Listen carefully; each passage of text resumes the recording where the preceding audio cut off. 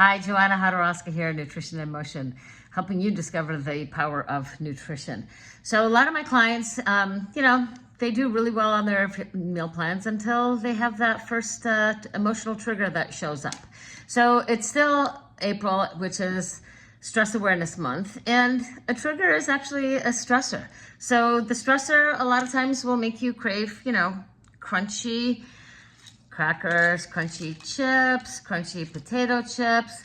And one way of working through those things is like, I could give you an option to, choose a carrot instead. Yeah, there is such a thing as, red carrots. They're really good. Or you could have a crunchy cucumber or crunchy sugar snap peas, crunchy carrots. I think I said that. These are all things that are crunchy. So what is crunchy food actually when you're craving these chips and things? It's typically that you're overwhelmed and stressed. So the trick is not to, if I suggest this, it's a great idea. And yeah, these are much healthier than the plate of chips, but you're probably still going to go back and eat the chips anyway because this didn't quite do it.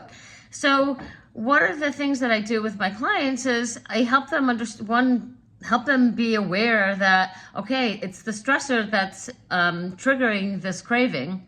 The next thing that you want to do is take a deep breath in through the nose for a count of 4, fill the base of your rib cage, hold for 4, and breathe out through your mouth for a count of 4. And if you're an overachiever like me, then you will hold again for a count of 4.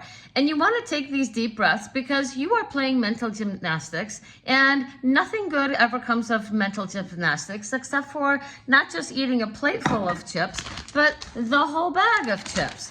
So my job is to help keep you from eating the whole bag and just eating, a portion of it.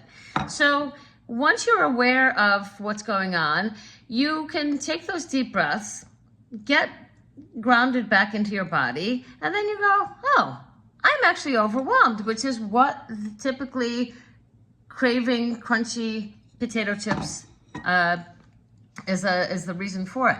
So what do you do then? You make a list of all the things that you need to do because you're overwhelmed and you don't know where to start. So you can't even come up with anything. And this is really a great distraction. But you write down the things that you have to do and you pick one of those. You pick one and then you move on. Is that going to make sure that you never eat any chips again? No. But it's going to be that you're now going to eat this many chips rather than the whole bag of chips. And that is the whole idea is, yes, let's understand what the cravings actually mean so that we can give you tools to overcome them and deal with it better in the future so that when, life happens again and you get the trigger, you are better equipped to deal with the situation. And you know what? You can then decide, yeah, I'm going to have the crunchy chips first and then I'm going to have the carrot. Or maybe then I'm going to have the cucumber because that's what's going to make me feel better. So if you have any kind of food cravings, just contact me, Joanna Hodorowska, nutritioninmotion.net, and I can help you work through these things so that they are manageable and they don't derail you off of your nutrition plan that you want to, so that you can be a healthier version of yourself. So Joanna Hodorowska, nutritioninmotion.net.